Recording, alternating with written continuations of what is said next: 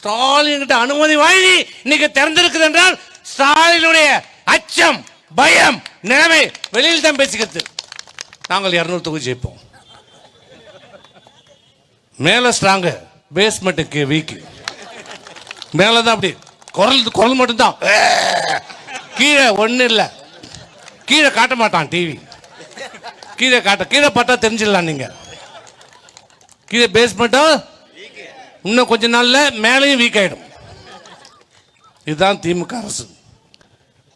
எப்படி அம்மா ஆட்சிக்கு வந்த பிறகு உடனடியாக இந்த மருத்துவமனையை கொண்டாந்தார்களோ, இப்படிப்பட்ட நிலைமைகளை எதிர்காலத்தில் வராமல் இருப்பதற்கு, மாணவருடைய எதிர்காலத்திற்கு சிறப்பான ஒரு வழிகாட்டப்பட வேண்டும் என்றால், மேற்படிப்பிற்கு வழிகாட்டப்பட வேண்டும் என்றால் 2026 மாண்புமிகு அம்மாவுடைய ஆட்சி, எடப்பாடியார் தமிழகத்துடைய முதலமைச்சரான பிறகு இதே விழுப்புரம் மாவட்டத்திலே அம்மா பெயரிலே பல்கலைக்கழகம் ஆரம்பிக்கப்படுவது உறுதி உறுதி உறுதி.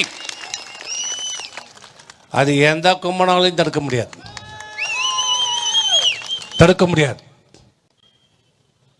நான் கேட்குறேன், அம்மா பேரில் பல்கலைக்கழகம் ஆரம்பிக்கிறதுக்கு உனக்கு நோவுது, இப்போ உங்கள் அப்பா கருணாநிதி பேரில் ஆரம்பிக்கிறதுக்கு மட்டும் இனிக்குதா?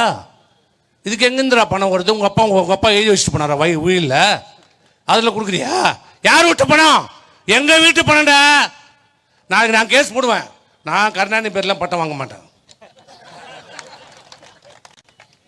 அவன் 8வது கூட படிக்கல, நான் வாங்க மாட்டேன் சொன்னா ஒத்துப்பியா? உனக்கு ஒரு சட்டம், எங்களுக்கு ஒரு சட்டமா? செய்திகளை உடனுக்குடன் தெரிந்து கொள்ள கீழ்கண்ட கேபிள் மற்றும் டிடிஎச் நெட்வொர்க்குகளில் எம்நாடு செய்தி தொலைக்காட்சியை காணுங்கள். பாதகம் செய்பவரை கண்டால் நாம் பயம் கொள்ளலாகாது பாப்பா. மோதி மிதித்து விடு பாப்பா, அவர் முகத்தில் உமிழ்ந்து விடு பாப்பா. அண்மை செய்திகளை உடனுக்குடன் தெரிந்து கொள்ள இணைந்திருங்கள் எம்நாடு தொலைக்காட்சியுடன்.